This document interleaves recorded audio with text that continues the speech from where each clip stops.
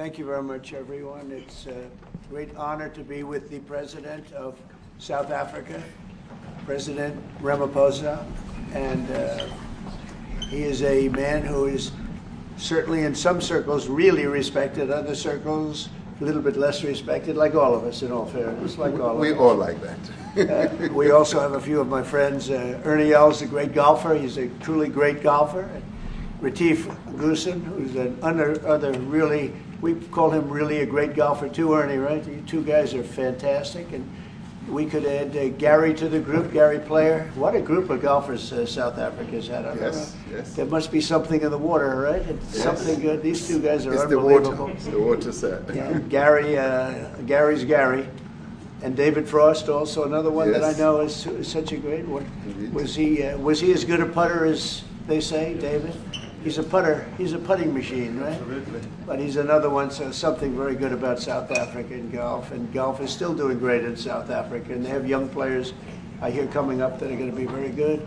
But it's an honor to have you here, and my friend, it's an honor to have you, one of the greatest businessmen in South Africa and long beyond. Thank you for being here. It's a very, very great honor. Appreciate it. So we're going to be discussing certain things. As you know, we have the G20 is going to South Africa. When is that going to be? In November. In November. And thereafter, I hand over to you. And yes, we have it next. You originated the G20, so I'll hand over the baton to you, and then you lead the G20 We're in the world. We're going to have it the following year. Yeah. So we'll be discussing many things, and some of the things you've been reading about in the papers and the media. And I would say that, look, the president is a truly respected man in many, many circles, and in some circles he's considered a little controversial. But we're going to be discussing some of the things that are taking place in South Africa and see if we can help. And we want to help. And we've had a long relationship with South Africa. I have, because indirectly I have so many friends that live there. I have a lot of friends. I mean, these are famous guys, but I have a lot of friends that live there that are tremendous people. And we'll be discussing that. We'll have a nice conversation, and I really appreciate that you guys came along. It really helps us in our thought process. But it is a great honor to have you, and I appreciate you called. He called. I don't know where he got my number, but I picked up. He said, I want to come over and see you. And that was my honor, and thank you very much for being here. You're most welcome. Thank you very much. Well, thank you very much for welcoming us to this reformed White House. I've been here before, and it looks really fantastic. I must congratulate you. Thank you. But I also thank you for allowing our delegation. This is a very mixed delegation that you've got. We've got people from government, my ministers. I've got someone from the trade union movement who we really collaborate with, and from business as well, and our sporting legends. When I spoke to you, you said, yes, come along and bring Gary Player, bring Ernie Els and Retief Goosen. I've brought the two of them. Gary Player, I spoke to him, and he said, look, I'm getting rather on in my years, but wishes us luck in this discussion with you. So it's a real joy, and I'd also like to thank you for allowing your people to start discussions with us at the trade level. I mean, we are essentially here to reset the relationship between the United States and South Africa. We are long-standing partners in many, many ways. We've collaborated in many fields, in space issues, in energy, and in trade, and we therefore need to reset that, particularly in the light of some of the announcements that you made on trade and investment. Right. So we want to advance more trade between the two of us, two countries, and our people now have been empowered by yourself and by myself to start engaging, and we hope that we will be able to fuel that engagement during our talks. And we also want to discuss issues that have to do with how we promote further investments in both countries. We've got about 22 companies from South Africa that have invested in the US, thus creating a number of jobs. And similarly, you've got almost 600 companies that have invested in South Africa, and some of them have been in South Africa for more than 100 years. That's true. So our links are really long-lasting, and we would like to recalibrate those relations between our two countries and discuss a whole range of issues, geopolitical, the work that you're doing to bring peace around the world, in Ukraine and in the Middle East.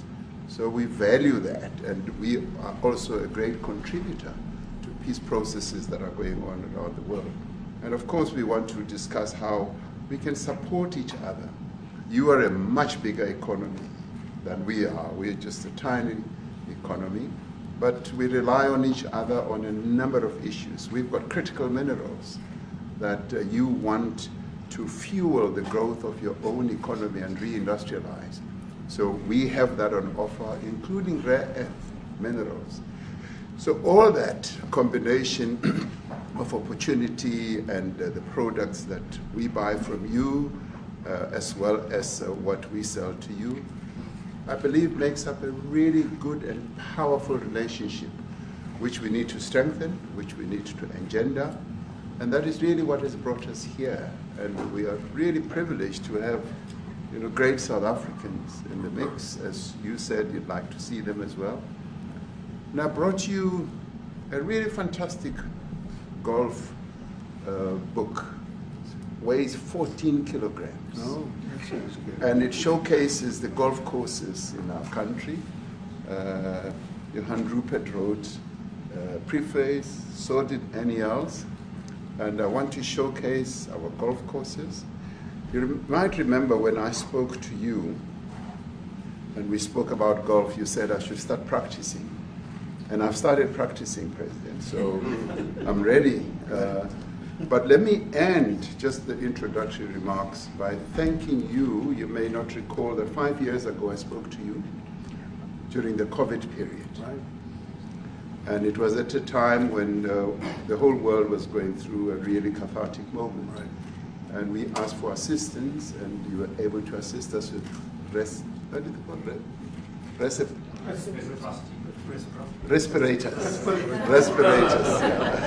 Respirators, and you kept to your word, and you delivered respirators to us. We didn't have as many in our country, and it really helped to help us deal with COVID. So I'm here also to say thank you and to thank the people of America for having helped us during a really difficult time. Being the small economy that we are, we needed help from around the world. And you were there to provide that. So thank you very much. I remember the call. Yeah. We sent 150 respirators. We became the respirator king. We started making them. Nobody had them. We had very few of them. That's right. But they were very helpful. But we sent 150, and I appreciated the letter. You wrote me a letter. That's right. Yeah. Thank you. I Well, appreciate that very much. Thank you very much for that. It really touched my heart after I spoke to you and you delivered. So, Great honor. Thank you very much indeed. Yeah. Any questions, please? Mr. President, we welcome white Afrikaner refugees here. Can you explain to Americans why it's appropriate to welcome white Afrikaners here when other refugees like Afghans, Venezuelans, Haitians have all had their protected status revoked? Well, this is a group, NBC, that is truly fake news. They ask a lot of questions in a very pointed way. They're not questions, they're statements. We've had tremendous complaints about Africa, about other countries too, from people. They say there's a lot of bad things going on in Africa, and that's what we're going to be discussing today. When you say we don't take others, all you have to do is take a look at the southern border. We let 21 million people come through our border, totally unchecked, totally unvetted. They came from all over the world. In many cases, they're criminals. They come from prisons. They come from mental institutions. They come from street gangs. They're drug dealers. So don't say that we didn't take them. We take them. We're trying to get them out as fast as we can. And we're doing record business on that. And we just won a big case where we're allowed to send back hundreds of criminals to Venezuela. Just won that today in the Supreme Court. I'm happy to hear. But we do have a lot of people very concerned with regard to South Africa, and that's really the purpose of the meeting, and we'll see how that turns out. But we have many people that feel they're being persecuted, and they're coming to the United States. So we take from many locations if we feel there's persecution or genocide going on. And we had a lot of people. I must tell you, Mr. President, we have had a tremendous number of people, especially since they've seen this. Generally, they're white farmers, and they're fleeing South Africa, and it's it's a very sad thing to see. But I hope we can have an explanation of that, because I know you don't want that. It's a kind of a different meeting. Normally we have meetings, we talk about trade, and we'll be talking about trade and other things. But that certainly will be a subject that comes up. Yeah. Yes, please. Yeah. Brian? Thank you very much. I'd like to get your thoughts on Letitia James. Director Polte, according to him, Letitia James says that the alleged mortgage fraud was simply a mistake. I want to get your thoughts on that. She put down that her father was her husband in order, and this is very similar to, I guess, the false accounts they have on here. Well, I don't know what it is currently, but Letitia James, who's the Attorney General of New York State, it seemed, I'm not involved in that at all. I know it's being handled by various groups, I guess, but it's major fraud, mortgage documents, and fraudulent everything. Yeah, I think she said the father was her husband, which she had to have a husband, or so she chose her father, and she put it down, and she had didn't she sign in Virginia, yet she said she lived in Virginia, yet she's the New York State Attorney General. She did that for tax reasons, so she could take advantage of taxes. And she had the wrong number of units. She had a much different number, which wouldn't have allowed her to qualify and scam the government. So I don't know. I think she's very bad for New York, but I really don't know too much about it. But I appreciate the question. Yes, thank you very much. Yes. Mr. President, what's the reason for you to be convinced that there's no genocide? Please. Thank you, Mr. President. So May 25th will be the celebration of Africa Day, which pretty much a lot of celebration will be taking place around the world, including here in the United States. What is your message to the entire African continent, African people in this important occasion? Well, I want to see peace, and I want to see happiness. I want to see health, and you have incredible land. There's tremendous value. A lot of countries don't have that value in the land, the value you have. We have a situation, I think you probably heard about it. We've done, through some very talented people, helped settle a war that's been raging for years, Rwanda and the Congo. And I think we've done it. Believe it or not, I think we've done it. And could you just say a few words about that, my friend? Yes.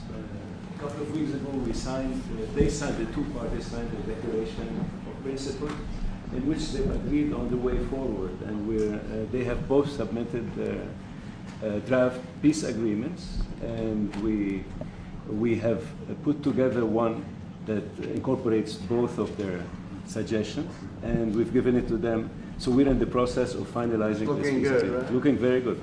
No, we have to thank you for even those efforts, because the African continent, particularly SADC, our Southern African Development Community, has for years been seeking to foster peace in the Democratic Republic of the Congo. So all efforts, including those from outside the continent and inside the continent, are really worthwhile. We are removing our troops from there so that peace can then prevail in that whole area. And we hope that with the support of the international community, we will really have peace in that area. It's so vital, it's so important for the whole region. Well, we sent our people there, and I think we did a very good job, as headed by my friend. And that was great. That was great. I mean, I'm just hearing phenomenal reports, because all I'm hearing is death, and they're chopping heads off, and it's horrible over there. And it was really brave of you to go there, and I really appreciate it. And it looks like we have something very, very substantial. We also talked about trade with them in terms of rare earth and all, but really more for it's like if you take a look at what we just did with Pakistan and India, we settled that whole thing, and I think I settled it through trade. We're doing a big deal with India, we're doing a big deal with Pakistan, and I said, what are you guys doing? You know, somebody had to be the last one to shoot, but the shooting was getting worse and worse, bigger and bigger, deeper and deeper into the countries, and we spoke to them, and I think you know, I hate to say we got it settled, and then 2 days later, something happens, and they say it's Trump's fault, but Pakistan has got some excellent people and some really good, great leader. And India is my friend, Modi. Modi? And he's a mutual friend? Yeah, he's a great guy. And I called them both, and we just did something good. We're trying to settle Russia, Ukraine. We spoke with President Putin for 2.5 hours the day before yesterday. I think we made a lot of progress, but that's a bloodbath. 5,000 people are being killed a week, 5,000 soldiers a week, not including people in cities and towns that are also being killed. So we're trying to help. And it doesn't affect us. It's not our people, it's not our soldiers, it's Ukraine and it's Russia, but if we can save 5,000 souls, we'll do it. You know, we're pretty good at it. But that's a bad situation. That is a really bad situation. Well, you'd recall when President Zelensky was coming to South Africa, that's when I spoke to you. That's right. We both agreed that we need to push the peace message so that there can really be peace.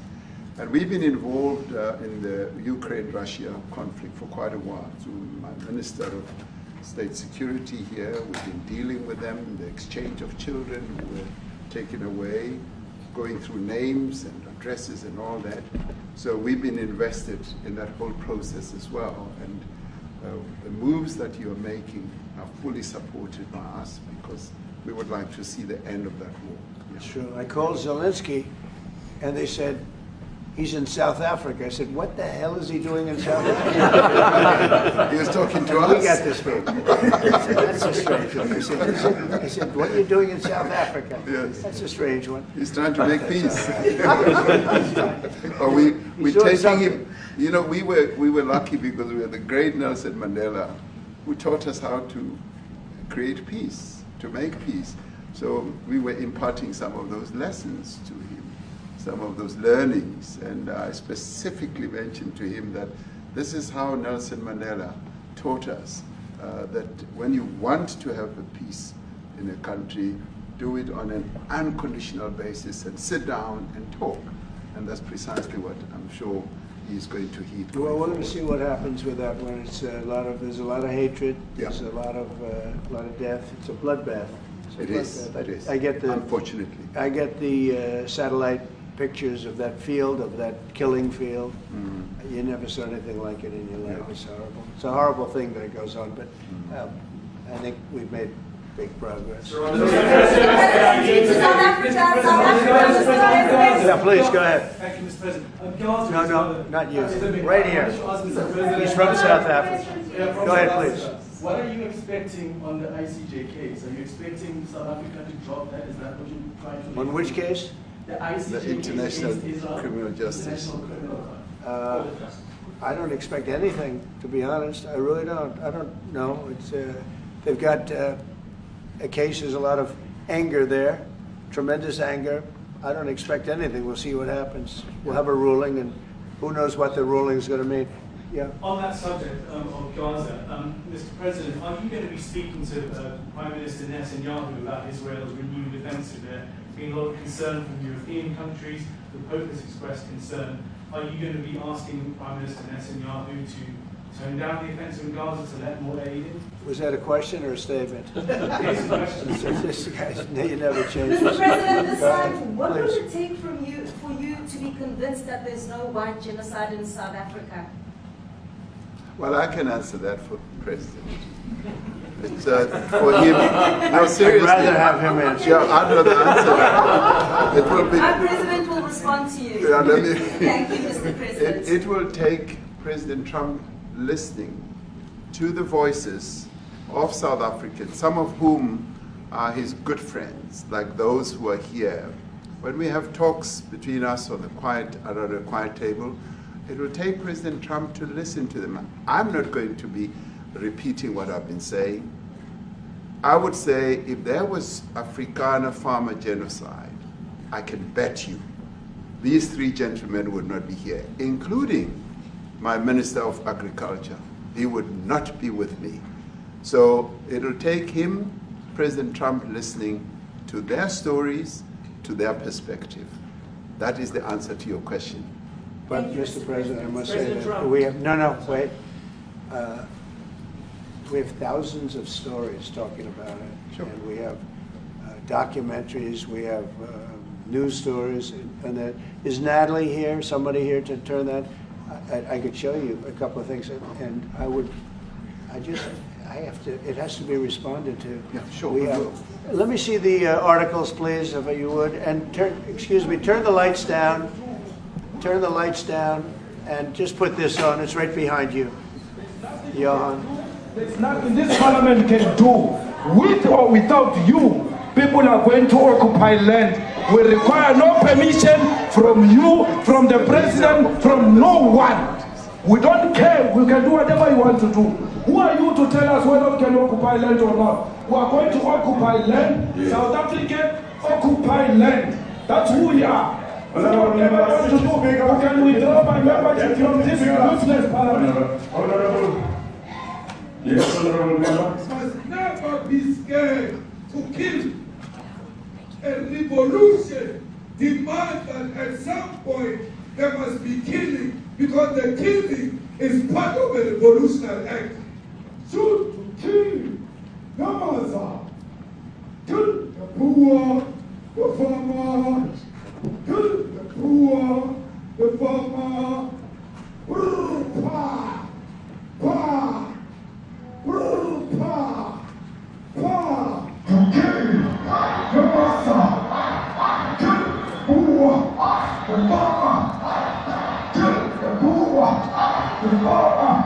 The mayor of DJ in PE is a white man.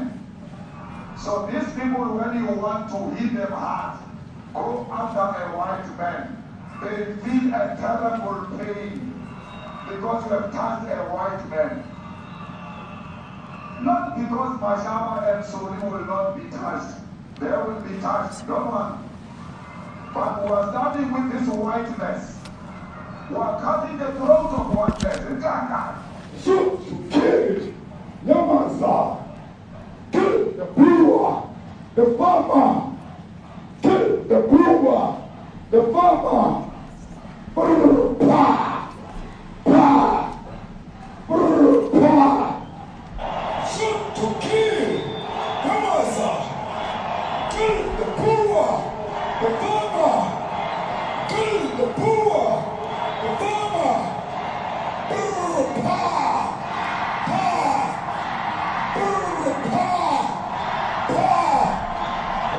I don't know what's going to happen in the future. I'm saying to you, was not called for the killing of white people, at least for now. I can't guarantee the future. Yeah, but I mean, you'd understand somebody watching that, especially as it gets shared on Twitter. They freak out. It sounds like a genocidal. I can't take it.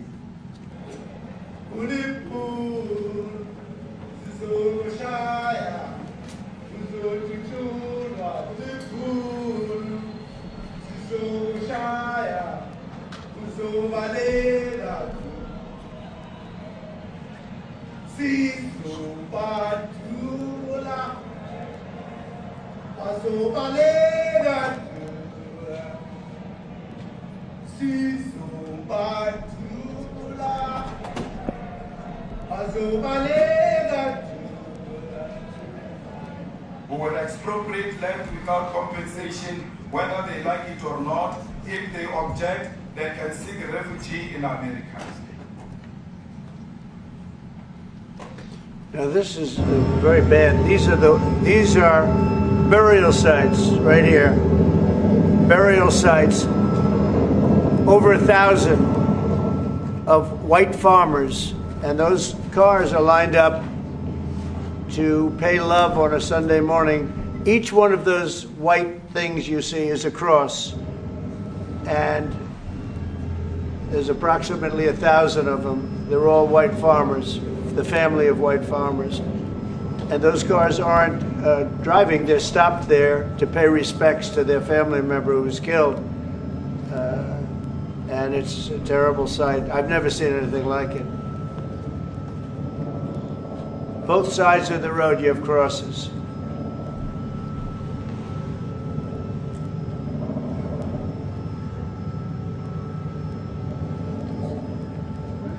Those people were all killed. Have they told you where that is, Mr. President? No. I'd like to know where that is, because this I've never seen. But okay. I mean, it's in South Africa. That's where. We need to find out.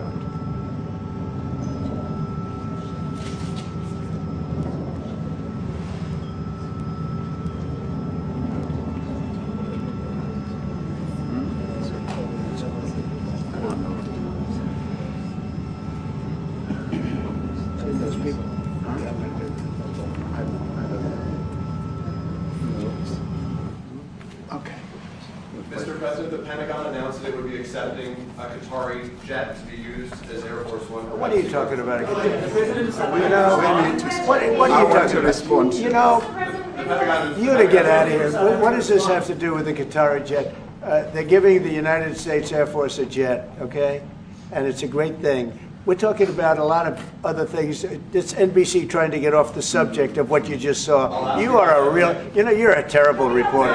Number one, you don't have what it takes to be a reporter. You're not smart enough. But for you to go into a subject about a jet that was given to the United States Air Force, which is a very nice thing, they also gave $5.1 trillion worth of investment in addition to the jet. Go back, you ought to go back to your studio at NBC, because Brian Roberts and the people that run that place, they ought to be investigated. They are so terrible the way you run that network, and you're a disgrace. No more questions from you. Go ahead. Go ahead, talk about that. His name is Peter something. He's a terrible reporter. Quiet. That's my question now. Let's go. Thank you so much. President Trump, Anna Pilato from ENCA in South Africa. Thank you very much. Thank you very much. What would you like President Ramaphosa to do about the situation that we've just seen on the screen? I don't know. Look, these are articles over the last few days. Death of people. Death. Horrible death. Death. I don't know.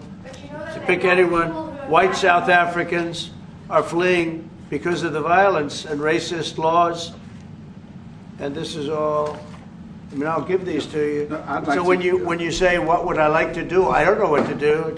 Look at this. White South African couples say that they were attacked violently. And, President Trump, when will you go and see for yourself if it is? well, I could do that. Look, here's burial sites all over the place. These are all white farmers that are being buried. And he asks about a jet that was given. You ought to be ashamed of yourself. You know, you are so bad. You're such a bad reporter.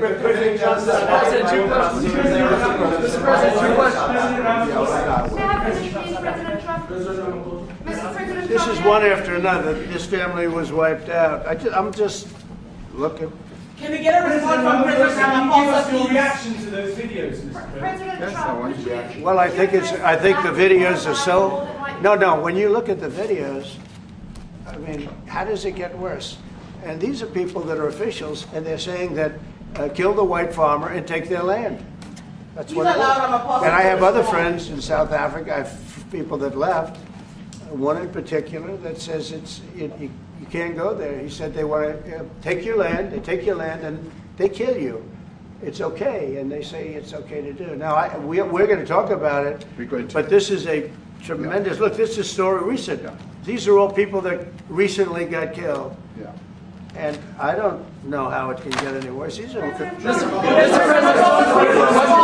and you know, the men that you saw, the people that you saw in that movie, those are officials. Those are people that were in office. They had one march. They had a dance in your parliament, whatever you may call it, legislature. Well, let me clarify that. Yeah. Let me clarify that, because what you saw, the speeches that were being made, One, that is not government policy.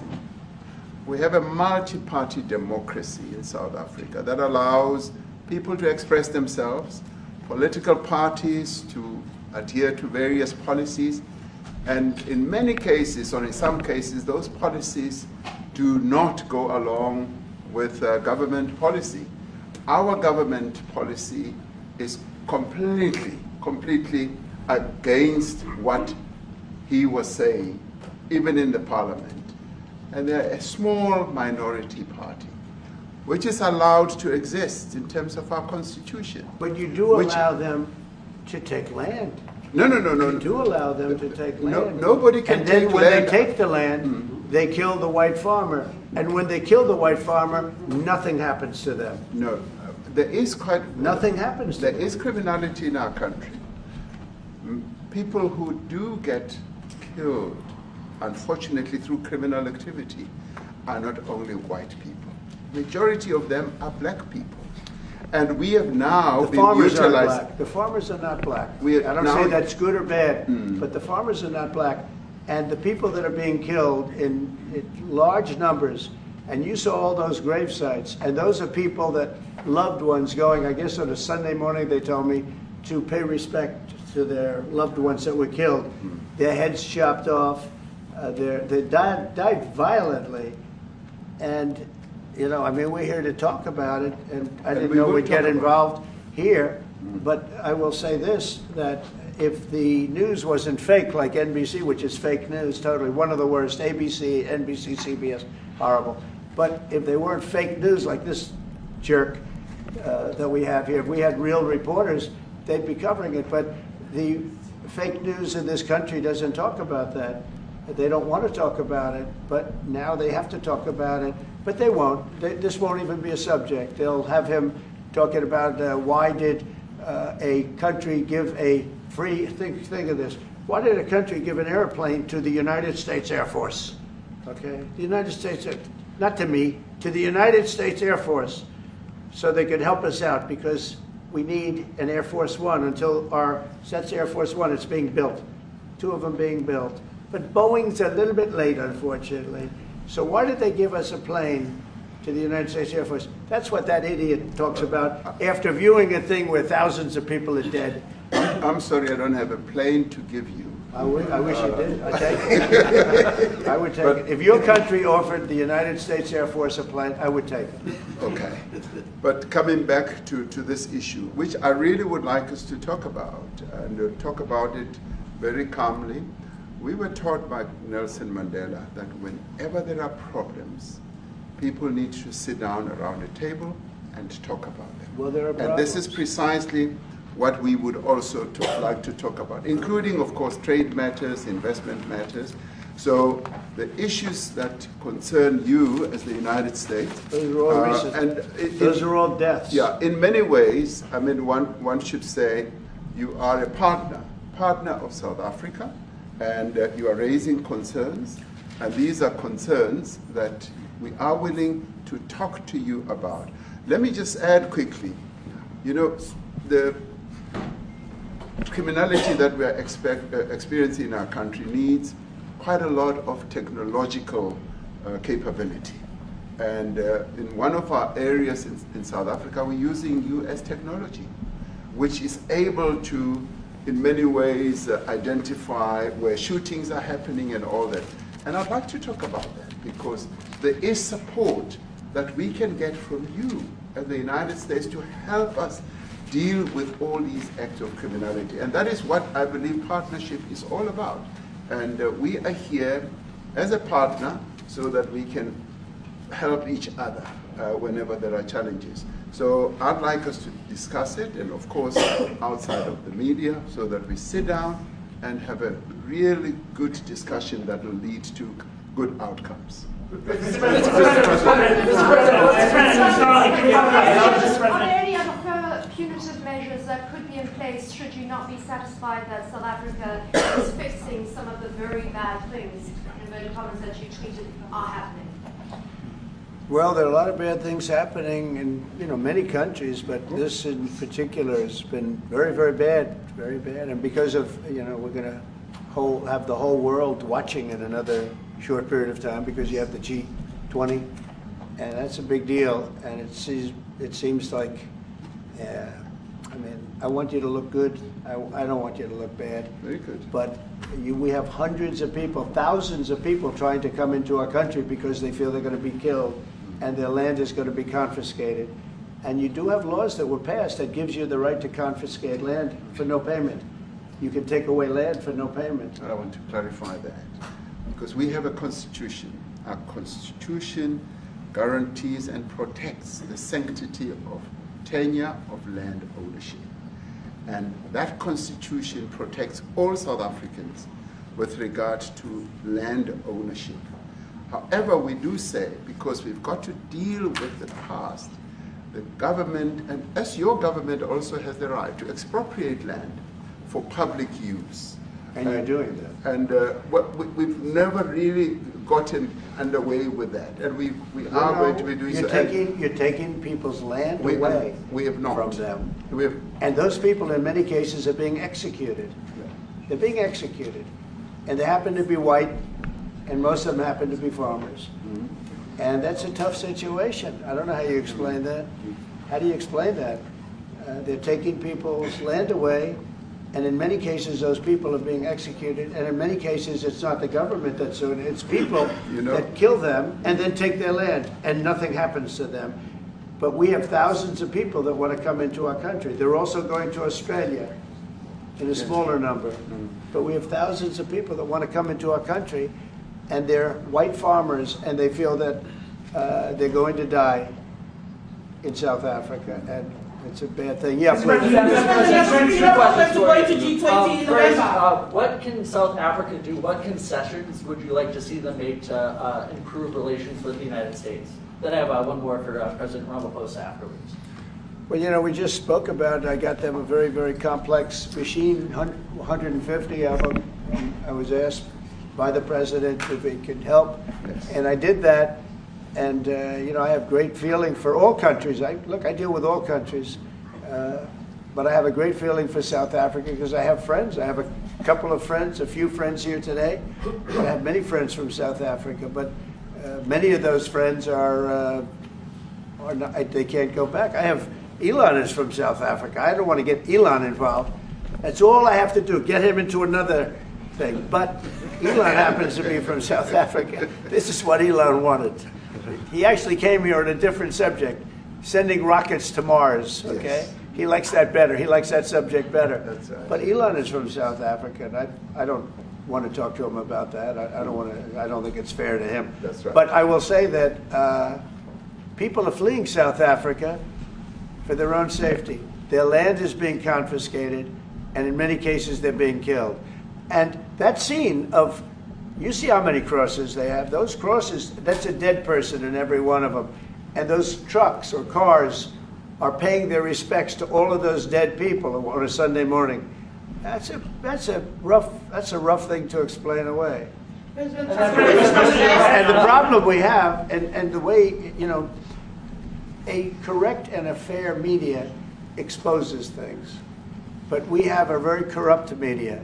They won't even report this. If this were the other way around, it would be the biggest story. Now, I will say apartheid, terrible. That was the biggest story. That was reported all the time. This is sort of the opposite of apartheid.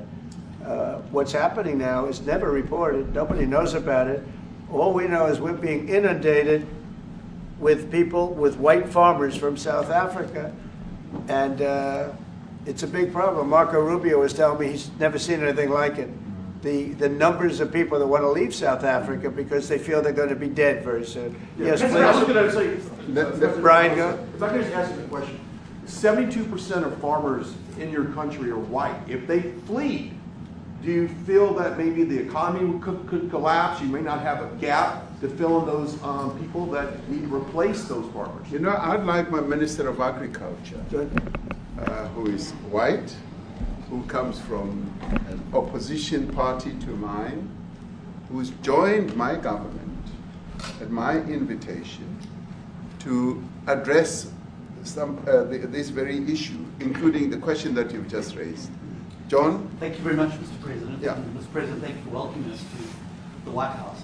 I would say we have a rural safety problem in South Africa. I don't think anyone wants to candy coat that. And it requires a lot of effort to get on top of it. It's going to require more policing resources. It's going to require a different strategy to be able to deal with it. But certainly the majority of South Africa's commercial and smallholder farmers really do want to stay in South Africa and make it work. And I've just come from the largest agricultural show in the Southern Hemisphere with organized agriculture and farmers, and the majority of them want to stay. But they too there have a memorial to those who've died as a result of farm attacks. And as the Minister of Agriculture, it is something that I'm particularly exercised with my colleagues at police and my colleagues in the justice cluster to start making farm attacks and stock theft a priority crime. And it affects all farmers in South Africa, particularly stock theft. It has a disproportionate effect on smallholder black farmers. I also want to just say this, that the two individuals that are in that video that you've seen are both leaders of opposition minority parties in South Africa. Nkonto Wesizwe under Mr. Zuma and the economic freedom fighters under Mr. Malema. Now the reason that my party, the Democratic Alliance, which has been an opposition party for over 30 years, chose to join hands with Mr. Ramaphosa's party was precisely to keep those people out of power. We cannot have those people sitting in the union buildings making decisions.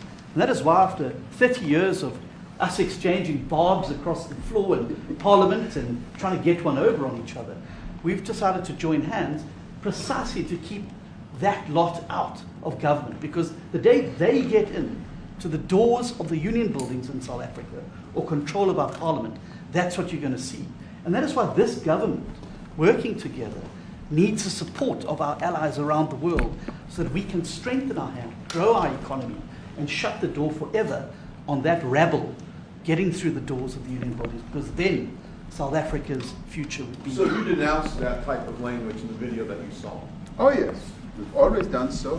As government, as my own party, we are completely opposed to that. We, in 1955, adopted a document which said South Africa belongs to all who live in it. But why wouldn't you arrest that man? That man said, kill the white farmers, kill the white farmers. And then he danced, and he's dancing, and it's kill the white farmers. I think, I'm not sure, but I think if somebody got up in Parliament and started saying kill a certain group of people, he would be arrested very quickly. That man is going all over South Africa, and that's not a small party. That was a stadium that holds 100,000 people, and I hardly saw an empty seat. That's a lot of people. That's a lot of representation. And those crosses, we have dead white people, dead white farmers, mostly. And you take a look at Australia, they're being inundated, and we're being inundated with people that want to get out. And their farm is valueless. It's valueless. And they just want to get out with their life. And this is a very serious situation. And if we had a real news or real press or media, we don't have that, because they won't talk about this, because they're all guys like that idiot. But if we had a real press, it would be exposed. And you know, the beauty of exposing it is it's like a cleansing action. When it gets exposed, it'll get fixed. That's when it'll get fixed. But people don't talk about it. And I'll tell you who's talking about the thousands of people that are fleeing South Africa right now. We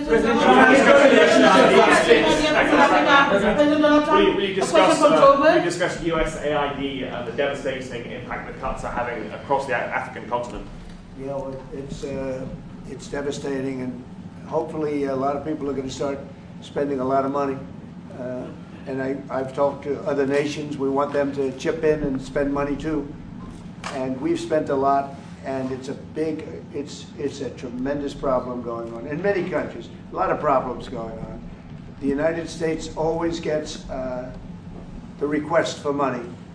Nobody else helps, as you know. Europe doesn't help. Europe hasn't given anything. All they do is sue our companies. You know, they sue Apple, and they sue all of our companies. Apple had to pay $17 billion on a nonsense lawsuit.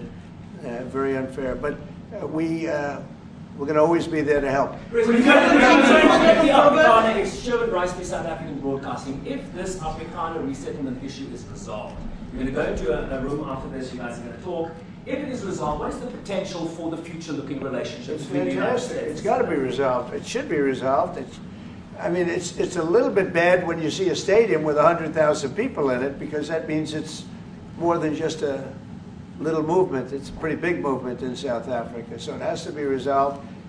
It'll be the end of the country if But it's is not there resolved. potential for the relationship moving forward? I hope so. You That's why I'm here. in November. I mean, I'm not here for my health. I'm here to see what it is. No, I'd like to see. I have friends. I can tell you, Ernie Els and Retief Goosen, they feel so strongly they wanted to be here on behalf of South Africa, not on behalf of me. And, you know, they said, can we be here for this? Because they love the country. Ernie, do you guys want to say a couple of words? I hate to put you in this. This is tougher than sinking a 3-footer. They have, and they've sank many 3-footers. Thank you, Mr. President, and thanks for the honor of being here. We've known each other a long time. We have spoken. You know, we're proud South Africans. I still have my South African passport. You know, we travel with this passport, you know, and I got my visa here. So, you know, but we want to see things get better in our home country. That's the bottom line. It's been 35 years since the transition. President Ramaphosa was right in the middle of the transition time in 1990 and before that. So it's been 35 years of ANC government. And I know there's a lot of anger, you know, through the transition. There was also a lot of stuff happening in the apartheid days. You know, we grew up in the apartheid era. But I don't think two wrongs makes a right. You know, President Mandela, when he came out of prison for all that time, didn't come out with hatred, you know, and really unified our nation through sport. You know, we won the Rugby World Cup in '95. 4 times. We won the African Nations Cup, soccer. You know, we won some majors as golfers and so forth. So what I'm trying to say is, you know, this has been a long time coming. That's why we really wanted to meet you, meet the administration, and see our way forward, because we still want to see our country flourish. You know, we've got some great things going on. Business is getting involved with government. Farmers are getting involved in local municipalities, trying to rebuild some of the infrastructure that's been decaying for a long time. So there's a lot of coexistence going on and help from a lot of areas. But I feel we need the US to push this thing through. We've got a great ally if we can have the US. It's always been an ally of South Africa for a very long time. Even in the days of the war, you know, up in Angola, you know, you guys helped us. So very important for us to have your support and you know, get the change we need. Where did you do that well? He might have done that even better than he plays golf, which is almost impossible. Johan, please. Sorry, Mr. President, if you had to wind all of those tapes properly, you will see I'm the biggest target of that rabble rouser. Number one for over 10 years, Mr. Malema. In fact, the first time I met him, he was in the youth league with that gentleman. And look how he's changed. Right. We have too many deaths, but it's across the board. It's not only white farmers, it's across the board. And we need technological help. We need Starlink at every little police station. We need drones. I actually got drones donated for the peace parks to stop elephant and rhino poaching. And his predecessor stopped the importation because he said the United States would spy on us.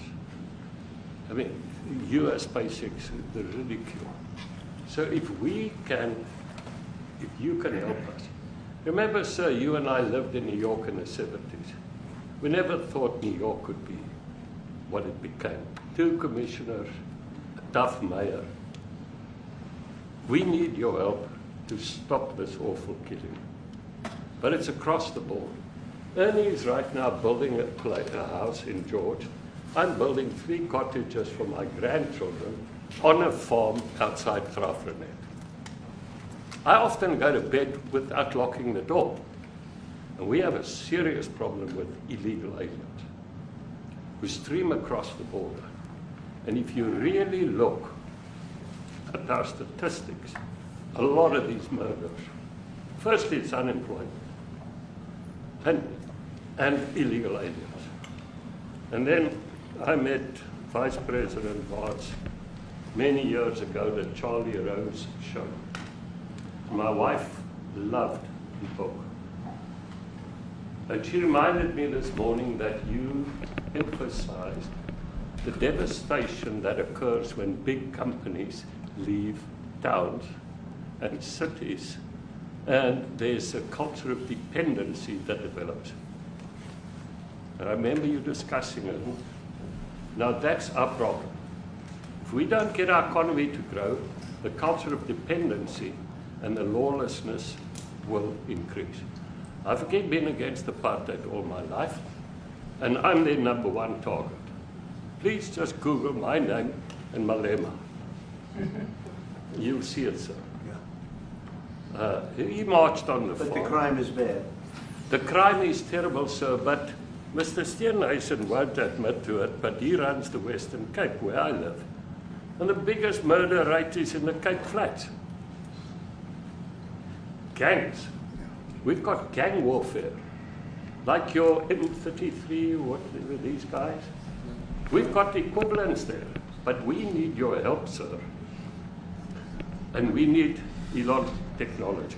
Well, one of the real areas of support is really in investments. We've got to grow our economy, because through growing the economy, we're then able to create more jobs. Because crime really thrives where there is inequality and unemployment. And that is one of the reasons that has brought us here, to improve our investment relations, our trade relations, so that we can preserve the number of jobs that your companies have created in South Africa. By virtue of what we export to you, we are able to create up to 500,000 jobs in the auto industry, in the agricultural industry, and a number of other industries, mining, where we export things to you. And we also know that as South African companies invest here, you are also able to create jobs. So it's a mutually beneficial relationship. So our main real reason for being here is to foster trade and investment, so that we are able to grow our economy with your support, and so that we are also able to address all these societal problems, because criminality thrives when people are unemployed, when they have no other hope to eke out a living. So that is what we need to resolve. And your support, your partnership with us, is what is really going to give us a strong capability to move forward. Retief, do you have, excuse me, do you have anything to say? I mean, I don't want to leave you out. You know, the guy won 3 or 4 majors. 3 or 4? No, only 2. That's a lot. By the way, 2's a lot. A lot of tournaments you won too. You have anything to say? Yeah, thank you, Mr. President. President Ramaphosa. I grew up in an area in South Africa that is a farmland area, Polokwane. Yep. And there is some issues up there, obviously. My dad was a property developer as well as a part-time farmer. And yeah, some of these buddy farmers got killed. The farm is still going, my brothers run it, but it's a constant battle with farms they're trying to burn the farms down to chase you away. So it is a concern to try and make a living as a farmer, and at the end of the day, you know, without farmers, there's no food on the plate. So we need We need the And farmers your to brother produce loves the food. farming, right? He wouldn't do it. He wouldn't even want to do what you're doing, right? They love farming. They don't want to leave. But it's a struggle. Yeah, and you know, food and fresh water is the most important thing in life. You know, without those two things, you can't survive. How is the water there? The water is great, obviously. All the water comes out of the borehole, out of ground for us down there. But yeah, it is a battle to get the water out sometimes when all the equipment gets stolen all the time that you're trying to get the So water does out. your family and your brother, do they feel safe on the farm? They live behind electric fences, you know, try and be at night safe. But it is constant whenever you leave that something could happen. And there's nowhere to live. you know, both of them has been attacked in their houses. My mom's been attacked in her house when she was 80. So it is difficult. But you know, the guys live a great life despite everything going on. Something. President Trump, I've brought along the president of the largest trade union in our country, Ziggy Solosi, because she leads many, many workers, more than 1 million, 2 million workers. And maybe we should give her a chance to say something because she's come all the way to join us. Thank you very much, Mr. President Trump, Thank you. for having us, and President for extending the invitation to us as organized labor. And I must say that we are here to support the initiative that has been made by our government with business, of course, as organized labor. We've been coming to Washington on the AGOA trade relations in the previous regime. And I think at the center of it all, for me, it is exactly what Mr. Rupert has said, the importance of us growing the economy.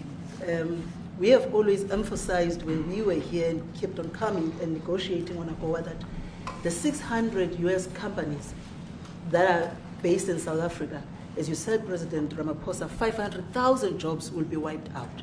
We need more foreign direct investment in our country. We are not just talking about those that will lose employment, but we are talking about over 40% of people that are unemployed, that have no hope of ever finding a job. And we think that, correctly, as they have said, that we need to deal with the issue of porous borders in our country, so that everyone that comes in is documented. We also need to, and I would have thought that the minister would address the issue of land expropriation and how the policy works in South Africa.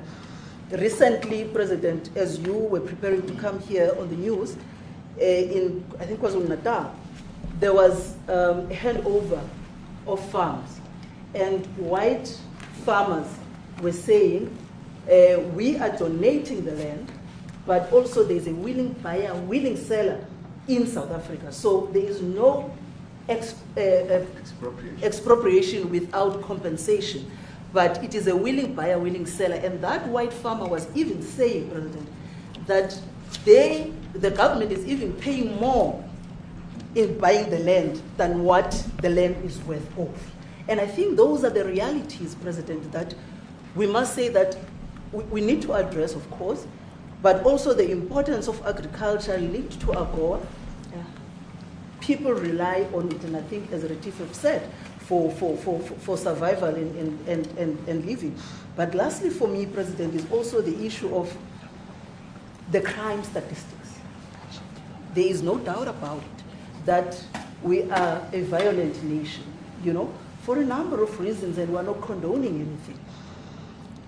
But also, if you go into the rural areas where black majority are, you would see women, elderly, being raped, being killed, being murdered. And these are black elderly women that would be found throat slits, raped multiple times, and all of that. And the problem in South Africa, it is not necessarily about race, but it is about crime.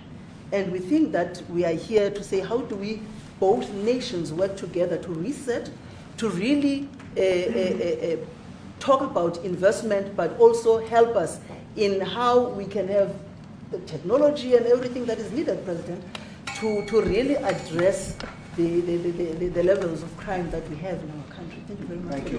President Trump from Genocide is a very strong word. I'm wondering if you've made up your mind as to whether you believe genocide is occurring in South Africa, or you still have doubts, and if you have made up your mind, why invite President Ramaphosa here today? Well, I haven't made up my mind. I hate to see it from the standpoint of South Africa, but also, I'm trying to save lives. I'm working with Russia and Ukraine. I don't have to do that. It's not our war. It was started by other people. It was helped along by our past administration. It would have never happened if I were president, but I'm trying to save lives, and no matter where. Rwanda, I have nothing to do with Rwanda and the Congo, but I felt I had a very talented person in this administration, and I sent him there, and he did an unbelievable job, I think. I mean, we're going to find out, but he's done the hardest part of the job. It should happen. If I can save lives, I want to save the lives. If it's in Africa, that's great. If it's in Europe, if it's wherever it may be. And it's a very small investment to do, believe me, compared to what the consequences are. So I hope we can do something. Look, I have so many friends. These two men, I have great admiration for them because I know what they do for a living. And that's a very hard living. Going from city to city, from country to country, and hitting a ball 350 yards like they do, and better than you and I. Getting the ball in the hole. It's a very tough, with lots of people watching, right? Yes, That's a very tough living. They're champions. I respect champions, and I respect very much. And I think the country is very lucky. They really wanted to be here. That's true. They could be elsewhere. They could be on a beautiful fairway someplace, and they wanted to be here. I'm glad you brought So.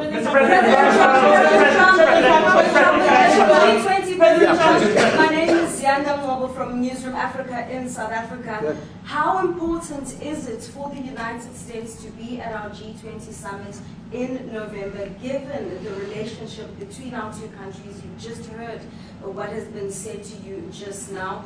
Are you coming, and are you preparing to come? So without the United States, the G20, just like the G7, used to be the G8, but brilliantly they threw Russia out.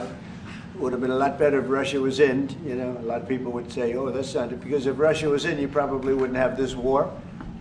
And if you had a different president, you wouldn't have the war either. But we have a G7. It's important that the United States is in both of them. I think without the United States, I really believe it's not very important. It's not the same meaning. As